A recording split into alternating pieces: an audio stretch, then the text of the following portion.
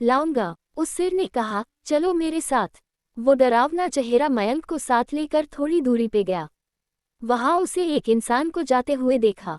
वो सिर बोला, उस इंसान को मारकर उसका खून ले आओ। मयंक डर गया और बोला, नहीं नहीं, यह मुझसे नहीं होगा। मैं यह नहीं कर सकता।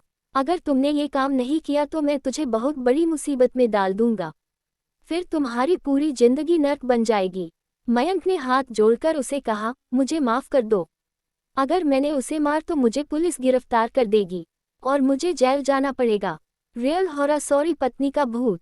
उस सिर ने अपने तंत्र मंत्र की शक्ति से एक छुरी और लोटा प्रकट किया और गुस्से से बोला, अगर तुम मेरा ये काम नहीं करोगे तो मैं तुम्हारे पूरे परिवार को मौत के घाट उतार दूंगा। मयंक ने मजबूरी में आकर उस आदमी को मार डाला और उसका खून लेकर उस सिर के पास गया। वो सिर खून को देखकर बहुत खुश हुआ और बोला, ये खून मेरे शरीर पे डाल दे। उस सिर के कहने पर मयंक ने खून को उसके शरीर पे डाल दिया। फिर कुछ ही देर में वो कटा हुआ सिर उस शरीर पे जुड़ गया। ये सब देखकर मयंक की हालत अब खराब होने लगी। वो उस भूत को देखकर काफी डर गया। जैसे ही वो भूत जिंदा हुआ तो जोर जोर से हंसने लगा और डरावनी आवाज में बोला, तुमने बहुत बड़ी गलती कर दी कि तुम्हें मुझे फिर से जिंदा कर दिया। अब मैं सिर्फ तुम्हें ही नहीं बल्कि इस पूरे शहर को मौत के घाट उतार दूंगा। डर के मारे मयंक के मुंह से आवाज भी नहीं निकल रही थी।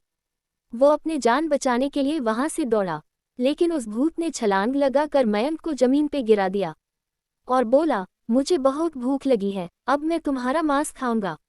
जैसे ही उस भूत ने मांस खाने के लिए आगे बढ़ा कि तुरंत ही उसका सिर धड़ से अलग हो गया। मयंक समझ नहीं पाया कि आखिर यह चमत्कार हुआ कैसे। जब मयंक ने पीछे मुड़कर देखा तो एक अघोरी बाबा खड़े थे। Horror story book in Hindi. उस अघोरी बाबा ने कहा, जब तुम उस आदमी को मारकर उसका खून ले जा रहे थे तभी मैंने देख लिया था और समझ गया कि कुछ तो बुरा होने वाला है।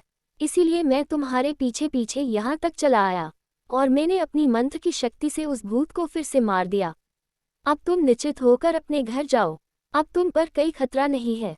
आज भी मयंक उस बात को याद करता है तो उसकी रूह तक कांपने लगती है। दोस्तों, आपको ये कहानी कैसी लगी प्लीज़ हमें कमेंट करके ज़रूर बताएं।